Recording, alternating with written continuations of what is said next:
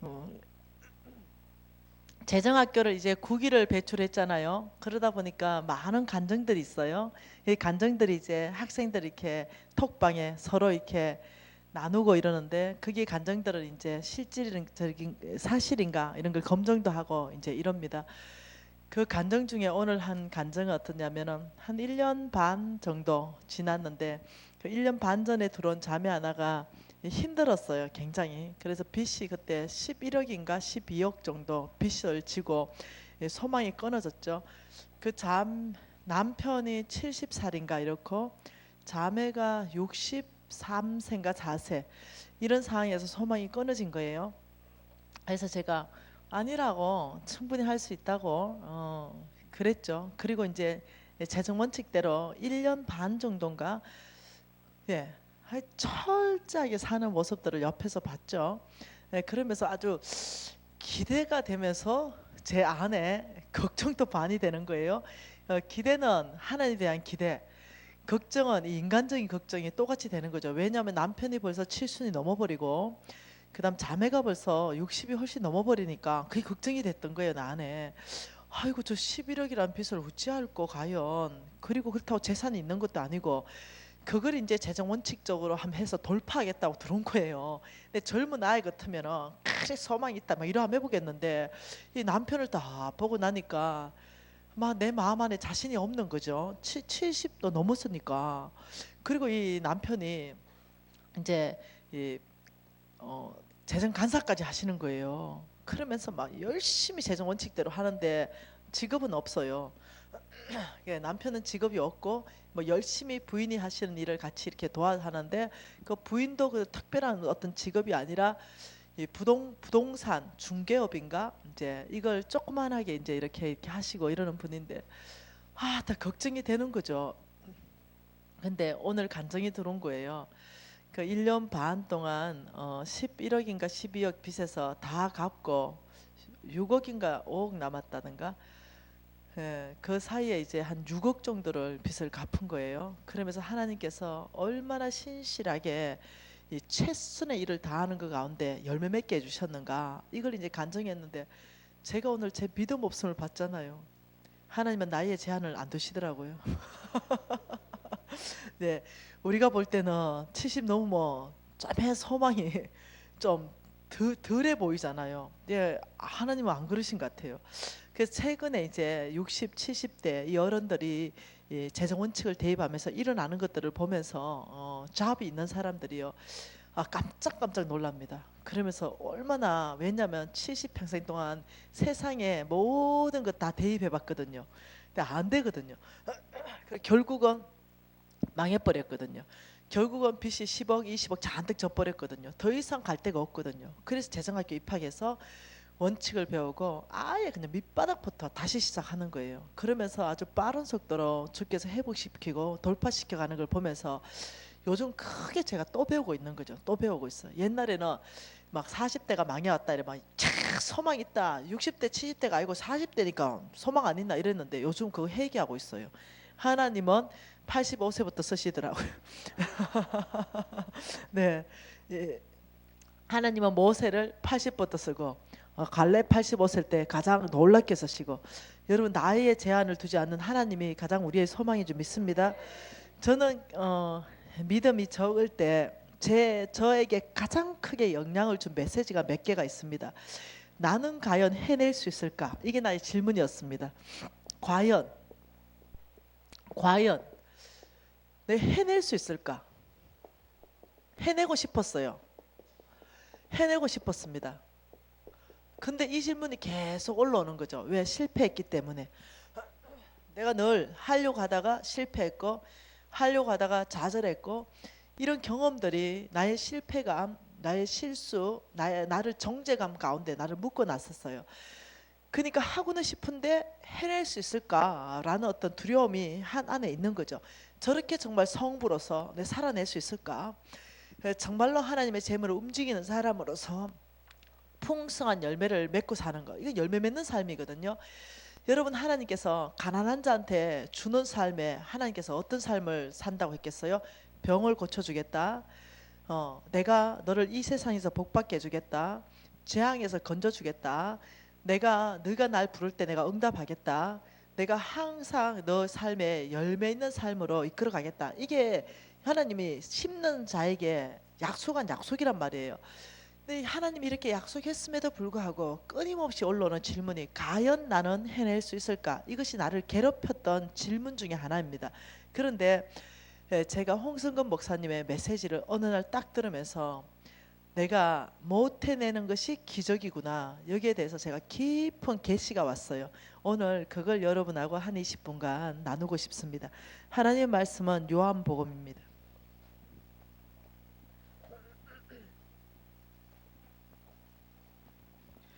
15장입니다.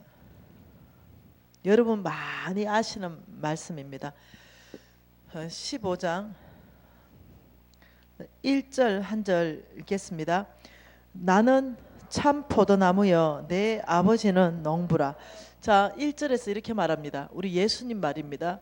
우리 예수님이 뭐라고 말하냐면 나는 포도나무다 이렇게 말하고, 하나님을 누구로 소개하냐면 농부다 이렇게 소개합니다. 예수님은 참 포도나무요 하나님은 농부다 이렇게 말했어요. 그러면서 2절에 뭐랍니까? 물은 내게 붙어 있어 열매를 맺지 아니하는 가지는 아버지께서 그것을 제거해 버리시고, 무릇 열매를 맺는 가지는 더 열매를 맺게 하려고 그것을 깨끗하게 하시느니라. 참 놀랍습니다. 왜 이 포도나무 한 그루가 있었습니다. 이 포도나무 한 그루가 있는데 이 제거해 버리는 가지가 있고 주님께서 보살펴 주는 가지가 있다라고 지금 소개하는 거예요. 지금 이 포도나무에서 이렇게 가지가 뻗어 나간다는 거죠. 이렇게 가지가 뻗어 나가요.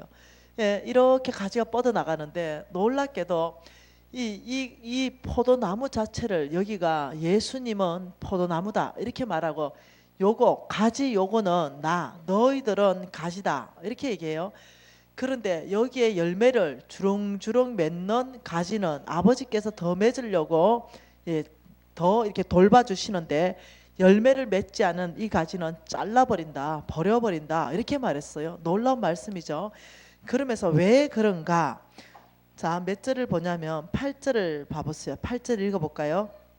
너희가 열매를 많이 맺으면 내 아버지께서 영광을 받을 것이요 너희는 내 제자가 되리라. 아버지가 영광 받으시는 타이밍이 언제냐면요, 우리가 열매 맺는 삶을 살 때입니다. 그리고 우리가 예수님의 제자가 되는 것이요, 우리가 열매를 많이 맺으면 우리는 예수님의 제자가 되는 거예요. 그런데 열매를 맺고 싶어요. 여러분도 열매를 맺고 싶고 저도 열매를 맺고 싶은데 과연 이 열매 맺는 삶 이걸 내가 해낼 수 있을까 이거예요. 여러분 열매를 맺으려면 두 가지 조건이 무조건 충족이 돼야 됩니다.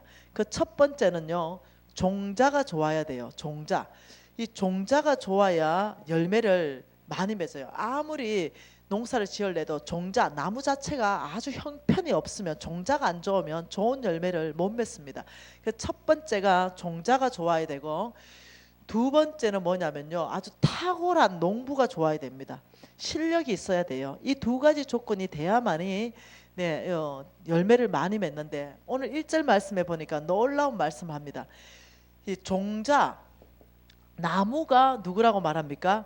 이분이 예수님이라고 말하는 거죠. 이 종자가 예수님이고, 이 종자를 농사 짓는 그분이 하나님이라는 거예요. 하나님이 농사 짓는다는 거예요. 이게 보통 일이 아니에요. 종자가 예수님이고 하나님이 농부라면, 그렇다면 열매 맺는 거는 여러분 마땅히 그냥 열매 맺는 것이 마땅하잖아요. 그런데 열매 맺지 않는 가지가 있고 열매 맺는 가지가 있다는 거죠. 어떨 때 열매를 맺고 어떨 때 열매를 맺지 아니하느냐, 그걸 지금 설명하고 있다는 거죠. 자, 한번 봅시다. 자, 3절에 뭐라고 말합니까? 너희는 내가 일러준 말로 이미 깨끗해졌으니 내 안에 거하라. 나도 너희 안에 거하리라. 가지가 포도나무에 붙어있지 아니하면 스스로 열매를 맺음이 없음같이 너희도 내 안에 있지 아니하면 그리하다. 나는 포도나무요 너희는 가지라. 그가 내 안에 내가 그 안에 거하면 사람이 열매를 많이 맺나니 나를 떠나서는 너희가 아무것도 할 수 없느니라. 정답 나왔죠. 열매 못 맺는 가지, 맺는 가지는 뭐냐면 자, 안 붙어 있는 가지라는 거예요. 여기에 안 붙어 있는 가지. 이게 몸통에 안 붙어 있는 가지는, 떨어져 있는 가지는 열매 맺을 수가 없다는 거예요. 그런데 일단 몸통에 붙어만 있으면은 종자에서, 이 종자에서 모든 양분이 가지한테 가는 거지 가지가 열매를 맺지 않습니다. 가지는 자릅니다. 내년 되면 다 잘라버립니다. 그리고 또다시 가지, 새 가지가 나오죠. 여러분, 가지는 열매 맺기 위해서요 할 수 있는 게 아무것도 없어요. 붙어만 있으면 돼요. 그런데 붙어 있지 않는 가지는 말라서 죽죠. 여러분이 첫 번째 열매를 많이 맺으려면 무엇을 이해를 해야 되냐면, 이거는 계시로 와야 됩니다. 열매 맺는 삶은 내가 맺는 것이 아니라는 걸 여러분 깊이 아셔야 됩니다. 열매 맺는 삶은 예수님이 나무이고 이 나무를 농사짓는 그분이 하나님인 걸 여러분이 깊이 계시로 와야 돼요. 보통 이렇게 말합니다. 내 상태, 내 환경을 바라보면서 내가 열매를 맺을 수 있을까 생각하니까 못 맺는 거예요. 계산을 해보니까 5 더하기 2는 딱 7로 떨어져 버리는 거예요. 계산이. 그게 아니라는 거예요. 지금 나는 가지라는 사실을 정확하게 이해해야 된다는 거죠. 나는 가지. 여러분 뭐라고요? 나는 가지예요. 가지. 이 가지는요 열매 맺는다 안 맺는다 자체를 말할 논할 가치가 없는 거예요. 가지는 어떠냐? 붙어 있는가 안 붙어 있는가 이것만 생각하면 됩니다. 다른 거 어떤 조건이 필요 없습니다. 가지가 좋아야 열매를 맺고, 가지가 튼튼해야 열매를 더 풍성한 열매를 맺고, 가지가 튼튼해야 더 실한 열매를 맺는 건 없어요. 나무에서 어떠냐면 나무의 모든 것이 가지에 맺힐 뿐이에요. 가지의 역할은 아무것도 없습니다. 열매를 달고 있는 것밖에 없어요. 그러니까 지금 뭐라고 말하냐면, 첫째 여러분이 이해하셔야 되는 것이 예수님이 나무이시다, 종자이시다. 그리고 하나님이 그 탁월한 종자를 농사짓는 농부다는 거, 그리고 나는 가지라는 이 사실을 명확하게 계시로 이해해야 됩니다. 내가 무엇을 해서 열매를 맺는다 자체가 불가능하다는 거예요. 여러분이 열매 맺는 게 아니라는 거죠. 나는 내가 열매 맺는 줄 알았어요. 내가 뭔가를 해야 열매를 맺는다 생각하니까 끊임없이 어려웠던 거예요. 내가 할 것은 뭐냐면 붙어 있는다는 거예요. 이 붙어 있는 것만 내가 해야 되는 역할이지, 이거 외에는 내가 할 수 있는 게 아무것도 없다는 걸 내가 계시로 왔다는 게, 계시로 온 거예요. 그래서 내 노력, 어떤 내 방법, 어떤 내 지혜, 어떤 내 힘, 내 학벌, 내 스펙, 우리 집안, 이 모든 것은요 아무 상관이 없는 거예요. 열매 맺는 삶하고 아무 상관이 없는 거예요.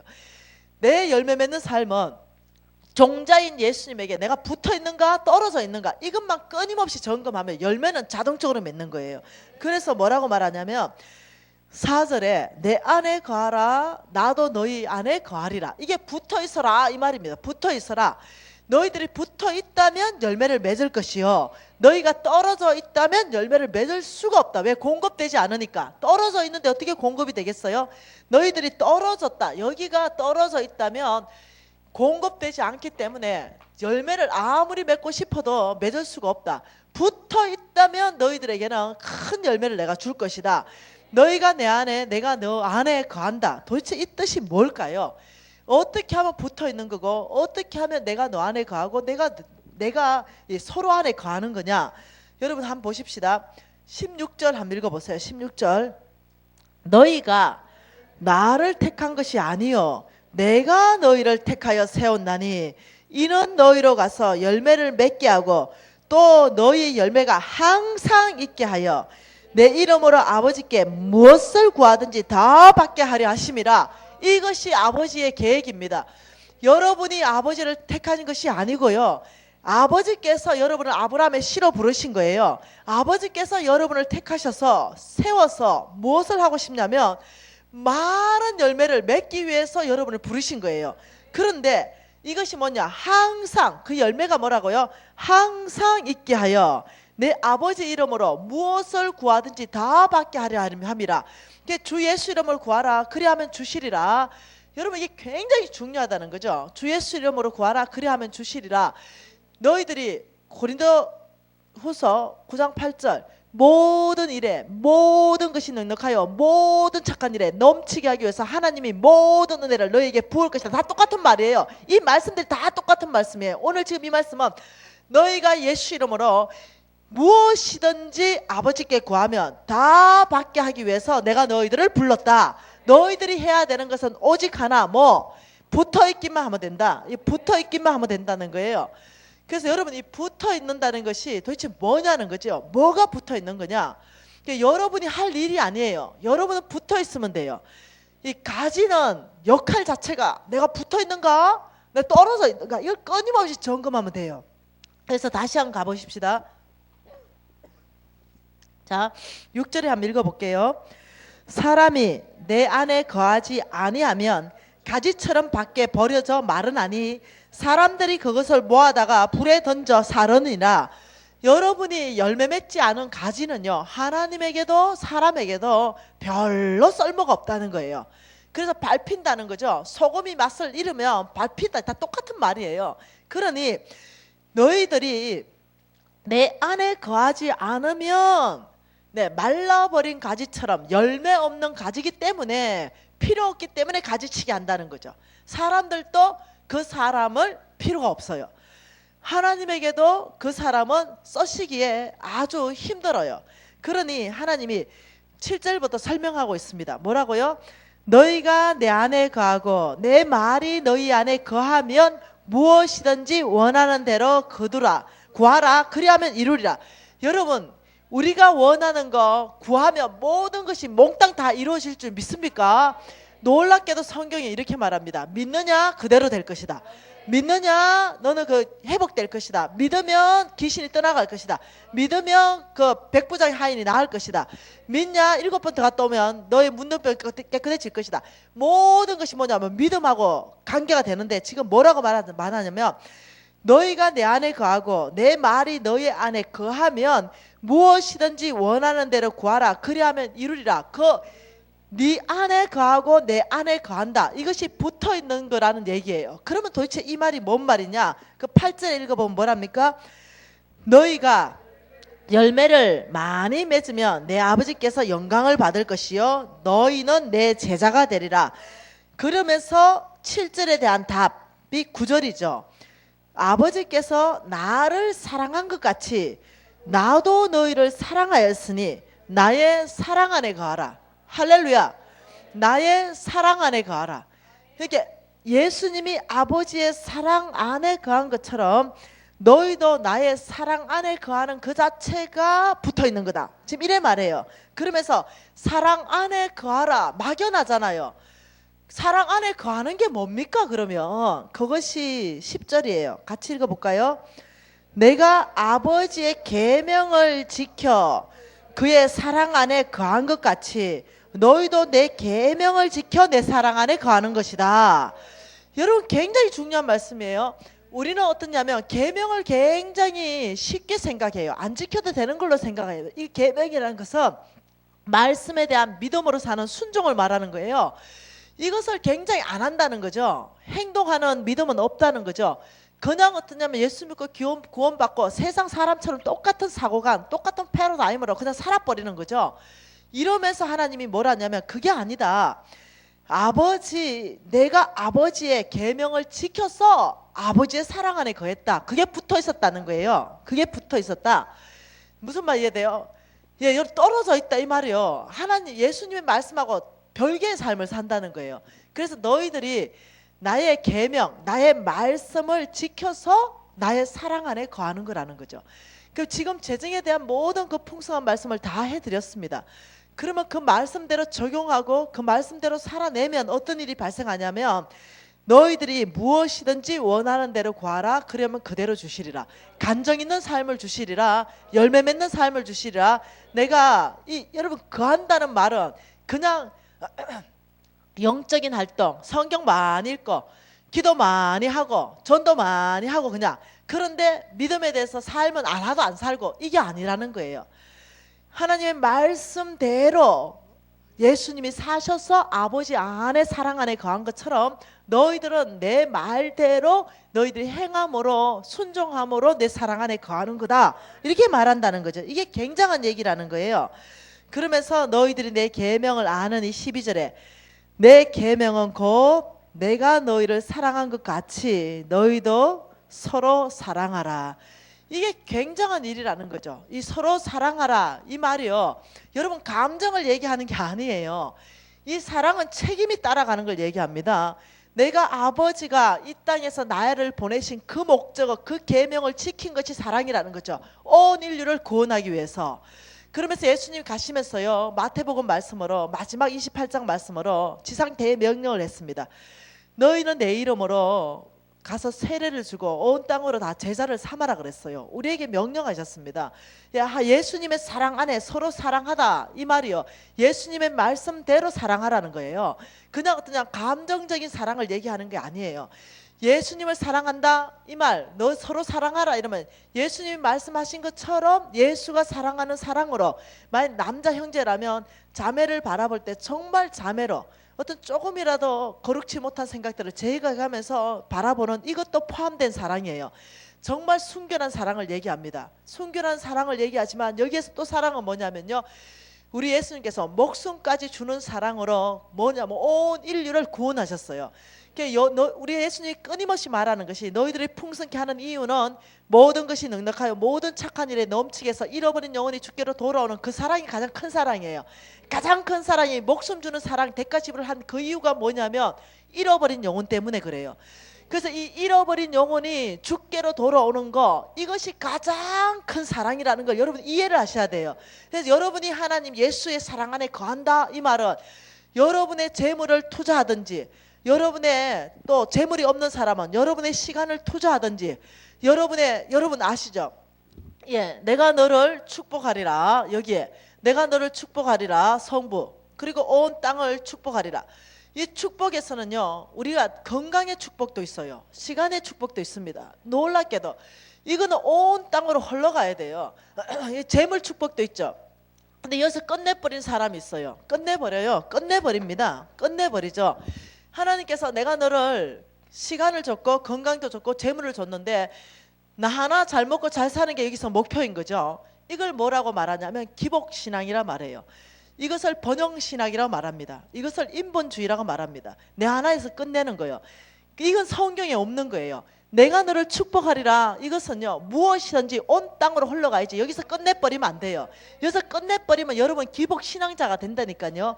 번영신학을 추구하는 사람이 된다니까요. 인본주의가 된다니까요. 내가 너를 축복하리라, 건강하다 이러면 여러분 건강을요 여러분을 위해서 다 쓰시면 안 돼요. 여러분의 시간을요 여러분을 위해서 다 쓰시면 안 돼요. 여러분 재물을요 여러분을 위해서 다 쓰시면 안 돼요. 이 축복한 시간을 가지고요 낙심한 사람들한테 시간을 내줘야 돼요. 그들을 상담해 줘야 됩니다. 이 시간을 어떻게, 이 시간을 어디로 흘러가게? 온 땅으로요 흘러가게 해야 돼요. 여러분의 건강요 온 땅으로 흘러가게 해야 돼요. 여러분 재물요 온 땅으로 흘러가게 해야 됩니다. 그것이 뭐냐, 예수가 우리 하나님의 그 사랑 안에 거한 방법이에요. 온 땅에 내 목숨까지 온 땅으로 흘러가게 한 거예요. 그것이 우리가 예수의 사랑 안에 거하는 겁니다. 내가 하나님께서 나를 보내신 그 목적, 그 계명을 지킴으로 아버지의 사랑 안에 거한 것처럼 너희들은 나의 계명을 지켜 내 사랑 안에 거하라. 서로 사랑하라. 하나님 사랑, 이웃 사랑으로 딱 정리돼 버립니다. 성경 이거 딱 짜보면 두 가지, 하나님 사랑 위로는 수평적인 사랑. 이것이 여러분 안에 점검되시기를 원해요. 여러분의 시간이 정말 온 땅으로 흘러가고 계십니까? 정말 여러분 교회 안에 낙심자가 있다면 정말 구역 안에서 그 낙심자를 살펴보면서 정말 이름을 적어가면서 한 번이라도 전화해보면서 수박 한 덩이를 찾아가보면서 혹시 어려운 일 있냐? 내가 도와줄 거 없어? 정말 여러분 시간과 여러분 재물과 여러분 이 사랑이 흘러가고 있습니까? 아니면 오든지 말든지, 왔든지 말든지 근데 나만 그냥 온다, 이건 아닌 거예요. 우리는 교회 공동체는 가족인 거예요. 여러분 구역 안에, 여러분 셀 안에 혹시라도 출석에 안에서 누가 빠졌다면 혹시 낙심했는가? 아니면 일대가 와서 신천지가 와서 이것들을 또 잡아가진 않았는가? 아니면 정말 부부 관계 안에서 무엇이나 어떻냐면 힘든 일이 있어가지고 내 도움은 필요하지 않은가? 아니면 자녀 일 때문에 함께 기도해주면서 울어줘야 되는 일은 없는가? 이 모든 일 안 했어요. 이것이 사랑 안에 거하는 것이에요. 그래서 온 땅 안에 여러분의 것은 다 흘러가야 돼요. 이 재물만 말하는 것이 아닙니다. 그래서 여러분의 시간도요, 11조를 계산해서 정말로 신방하고, 목사님만 신방하는 게 아니에요. 목사님 신방 때로는 부담스러울 수 있어요. 그런데 우리 구역 안에서 정말로 사랑이 흘러가고 네가 나와야 될 것 같아. 네가 우리 교회 오면 참 좋겠어. 낙심했는데 우리 교회 오면은 내가 너 잘 섬길게. 그리고 너 보고 싶어하는 사람 많아. 그리고 누구 때문에 힘든다면은 그 사람 많이 좋아졌어. 그리고 우리가 더 그 사람 잘 섬길게. 이러면서 계속적으로 신앙생활에 있을 수 있도록 흘러가게 하는 거예요. 여러분, 이것이 예수의 사랑 안에 거한다는 걸 이해하셔야 됩니다. 그래서 여러분, 이 가지에 붙어 있다는 이 삶 자체를 여러분이 받은 모든 것들을 흘러가게 한다면 이거 떨어진 삶이 아니에요. 이 떨어진 삶은요, 무슨 삶이냐면 끝내버린 삶입니다. 하나님이 준 거 끝내버린 거. 내가 너를 축복하리라, 내가 너를 통해 온 땅을 축복하리라 하는데 안 흘러가. 여기서 막혀서 끝났어. 이것이 뭐냐면 떨어진 삶이에요. 하나님하고 목적하고 다른 삶입니다. 내가 너를 축복하리라, 너를 통해 온 땅에 축복하리라. 내가 너를 축복한 모든 것은 온 땅으로 흘러가게 하라. 여러분, 이럴 때 하나님 나라가 확장됩니다. 전도하는 거 절대 어렵지 않습니다. 여러분, 정말로 여러분 안에서 그렇지 믿지 않는 자에게 여러분 사랑, 여러분 시간, 여러분 관심, 여러분 물질들이 조금씩 흘러가게 하잖아요. 그 사람들 문 다 열려버려요. 여러분, 생각보다요 훨씬 그 사람들이 갈급해 있어요. 여러분, 우리 네트워크교회 순복음 능력교회가 있어요. 그저 대구예요. 정철한 목사님입니다. 이 순복음 능력교회 집회를 6개월 전에 홍성근 목사님하고 듀엣으로 했어요. 그런데 첫날에 누가 왔냐? 803에 보살님이 왔어요. 너무 놀랬죠. 어찌 오셨냐고. 그랬더니요, 김미진 왕의 재정책 읽고 그 김미진 보고 싶어 왔다는 거예요. 여러분, 스스로도 와요. 그런데 그 사람들 갈급하다고요. 그 사람들 진짜 참신을 섬기지 않기 때문에 늘 이 안에 빈 게 있어요. 누가 좀 전도해 주기를 원해요. 마음은 다친 거죠. 아니요. 둘째 날에 803 보살 또 왔어요. 그래서 어째 왔냐? 이렇게 김미진 보러 왔대요. 셋째 날에요, 태백산 보살 또 왔어요. 4,000명 거느리는 태백산 보살요. 왜 왔냐? 김미진 보고 싶어 왔대. 너희들 다 어떻게 나 알았냐? 유튜브하고 재정책 봤대요. 그리고 넷째 날 박수무당까지 왔어요. 실제 있었던 일이라니까요. 니는 어째 왔냐? 박수무당이 니 좀 나와봐래. 가니까 어째 왔냐 이러니까 내가 신을 섬기는데 내가 네 재정책을 아무리 읽고 또 읽고 또 읽고 또 읽고 했는데 보니 네가 섬기는 신이 우주 만물을 지었다 하니까 내 섬기는 선보다 큰 신 아이가. 그래서 신을 좀 바꿔보려고 한다. 책 보고요. 그래서 제가 시간을 투자해서 여러분을 섬기고 이러니까 이게 유튜브로 나가고 시간을 투자해서 또 책을 쓰니까 이게 또 나가고 해서 놀랍게 열매 맺기 시작하는 거죠. 그러면 여러분들은 어떠냐? 좋은 책들이 있잖아요. 왕의 재정, 왕의 음성 얼마 좋노? 네, 이런 거 낙심자 좀 주고 불신자 좀 주고 그러면서 정말 그들이 읽기 쉽잖아요. 그러면서 어떠냐? 여러분 시간을 들여서 또 방문하고 시간을 들여서 또 방문하고 시간 들여서 선물해주고 이러면서 어떻게 해요? 여러분께 흘러가게 하면 놀랍죠? 하나님은 이렇게 말합니다. 아버지께 구하라. 무엇이든지 구하는 대로 주시리라. 왜요? 내가 하는 목적과 내가 하나님이 나를 부르신 목적이 똑같거든요. 그래서 여러분이 첫 번째 열매 맺는 삶이 가능할까? 깨달아야 되는 게 뭐냐? 나는 가지다. 나는 붙어있는 것만 하면 된다. 여러분, 재물 벌려고 하지 마세요. 돈 벌려고 하지 마십시오. 돈은 따라오는 것이에요. 주님께서 문을 그냥 열어주시는 것입니다. 네, 정말요. 정말입니다. 네, 따라오는 거예요. 단지 내가 여기 붙어있는가? 이것만 여러분이 끊임없이 점검하면 됩니다. 나 혼자 뚝 떨어져 있는가? 이러면서 여기 열매 맺기를 생각한다. 이게 불가능이죠. 근데 붙어 있는데도 열매 안 맺으면 이게 기적이죠. 붙어 있는데 열매 안 맺으면 이게 기적인 거죠. 그러면 어떠냐? 여러분이 이제까지 말씀 전체를 적용하는 삶을 여러분이 할 수 있는 영역에서 조금씩 해보세요. 왜냐하면 우리 왕의 기업이나 재정학교에서 졸업한 아이들이 적용 안 한 애들도 있어요. 근데 철저하게 적용한 애들은 100% 열매 맺는 삶을 산다는 거예요. 끊임없이 보고 있다는 거예요. 여러분, 열매 맺는 삶이 과연 가능할까? 여러분이 종자가 아니기 때문에 가능합니다. 여러분이 농사꾼이 아니고 그 하나님, 탁월한 하나님이 그 나무를 농사짓기 때문에 가능합니다. 여러분은 가지기 때문에 붙음만 있으면 가능하다는 거죠. 이것이 저 생애의 계피 안에 계시로 왔어요. 아, 내가 아무것도 할 수 없다는 걸 제가 깨닫기 시작했어요. 내가 가지에서 어떻게 열매를 낼 수 있는가? 내가 할 수 있는 것은 아무것도 없다. 가지에서 어떻게 설설한 열매를 많이 맺을수록 발버둥 칠 수 있는가? 내가 할 수 있는 것이 아무것도 없다. 내가 할 수 있는 유일한 길, 이 가지에 엄청난 열매를 맺기 위해서 유일한 길은 예수에게 붙어 있는 것, 내가 예수 안에 거하는 것, 예수가 내 안에 거하게 하는 것, 이것은 오직 예수의 계명을 지켜서 내가 예수의 사랑 안에 거하는 것밖에 없다는 걸 깊이 깨달았다는 거예요. 여러분 장막 생활, 여러분 제단 생활, 여러분 믿음으로 사는 삶, 여러분 충성된 삶, 이 모든 것들이 어떠냐면 붙어 있는 거예요. 그 삶 자체가 붙어 있는 거예요. 그렇다면 여러분이 구하는 대로 주님께서 주실 거예요. 두 가지, 내가 정욕으로 쓰려고 잘못 구하는 거, 하나님 아버지 뜻밖에 있는 거, 이거는 하나님 우리를 보호하시기 위해서 안 주실 거예요. 그 두 가지가 아니고는 하나님이 무엇이든지 구하라, 구하는 대로 주시겠다. 하나님이 여러분 주실 거예요. 여러분을 부르신 목적을 다시 한번 생각해 보세요. 뭐라고요? 너희가 나를 부른 것이 아니요. 요한복음 다시 한번 보세요. 16절 다시 한번 부를게요. 너희가 나를 택한 것이 아니요, 내가 너희를 택하여 세웠나니 이는 너희로 가서 열매를 맺게 하고 또 너희 열매가 항상입니다. 항상 있게 하여 내 이름으로 아버지께 무엇이든지 구하면 다 받게 하려 하심이라. 열매가 많이 맺히면요, 첫 번째 일어나는 정상이 있어요. 성품의 변화가 일어납니다. 점점점 갈수록 예수님을 닮아갑니다. 이게 열매 맞은 사람의 특징입니다. 나의 성품이 성장하고 있는가? 두 번째요, 이 열매를 많이 맺는 특징은요, 형통한 삶, 실패 없는 삶이 내가 하는 일 전체 안에서 형통하고 실패가 없는 삶이 따라오게 되어 있습니다. 세 번째 정상은요, 이 관계 이 관계, 사람과의 관계, 성품이 변하기 때문에요. 사람과의 관계, 자녀와의 관계, 가족과의 관계, 교회 안에서 교우들의 관계 안에서 회복이 일어나게 되어 있습니다. 반드시 그 일이 있어요. 네 번째는요, 하나님께서 세상에 영향을 주는 빛과 소금처럼 써버립니다.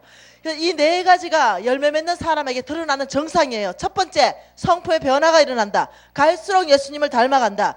내가 하는 모든 일에 형통하며 실패가 없는 삶이 드러나기 시작한다. 세 번째는 모든 생활에서 관계가 회복되는 일들이 일어난다. 네 번째는 하나님께서 빛과 소금을 우리를 세상에 영향 주는 자로 우리를 끌어가신다. 이게 열매 맺는 사람의 네 가지가 일어난다는 거죠. 여러분, 이 일은 자동적으로 일어나는 것이 아니라 붙어있는 것을 여러분이 해야 된다는 거예요. 여러분 재단 생활 회복하십시다. 여러분 장막 생활 단순한 삶 회복하십시다.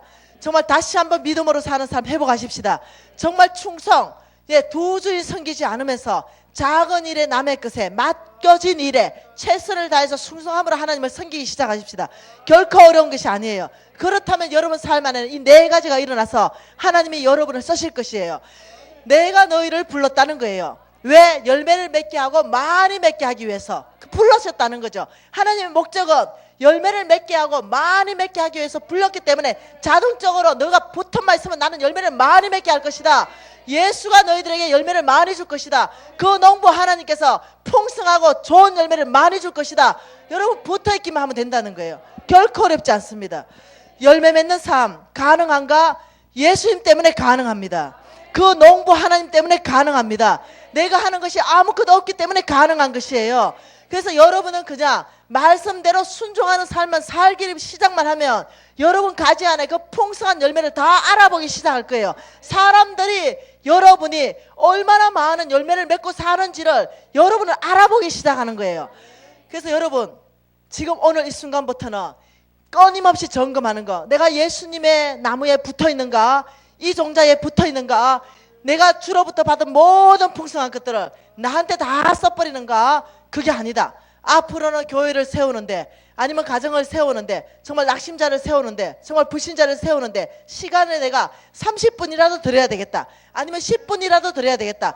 교회 반경 5km 안에 들어오면 정말 그 사람한테 정말로 교회 오다가 반경 5km다면 그 사람한테 정말로 복음을 전하고 우리 교회를 소개해야 되겠다. 날마다 내 지갑 안에는, 내 백 안에는 교회 전도지가 있어야 되겠다. 한두 장은. 삶이에요. 그냥 예수 믿으세요. 예수님이 당신을 사랑하십니다. 전도지 주면 돼요. 근데 그 사람이 우울하고 정말 자살하고 싶었는데 그 전도지 읽으면서 정말 교회 한번 가볼까, 이런 사람 간증 많이 들었죠.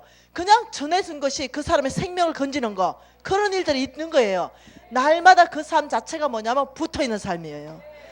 여러분, 우리 붙어있는 삶 사십시다. 우리가 이 마지막으로 하나님 앞에, 예 하나님 아버지, 저는 가지입니다. 아무것도 아닙니다. 예수님이 종자이십니다. 예수님이 나무십니다. 이 나무를 농사 짓는 분은 그 하나님이십니다. 그래서 주께서 저를 부르실 때 마땅히 나무를 풍성한 열매를 맺기 위해서 저를 부르신 줄 믿습니다. 이것을 신뢰합니다. 제가 가지인 줄 알았습니다. 제가 그 열매 맺는 삶을 살기 위해서 붙어 있겠습니다. 제가 이제는 붙어 있는 삶을 선택합니다. 여러분의 고백으로 하나님께 올려드리고 싶은 거예요. 우리가 주여 한번 부르고 정말 통성으로, 예 열매 맺는 삶을 갈망합니다. 예 하나님, 제 삶 안에 풍성한 열매를 주시기 위해서 부르신 거 감사합니다. 예 아버지, 제 삶을 통해서 우리 교회를 축복하십시오. 예 제 삶을 통해서 우리 기업을 축복하십시오. 열매 맺는 삶으로 축복하십시오. 통성으로 주여 한번 부르고 기도하십시다.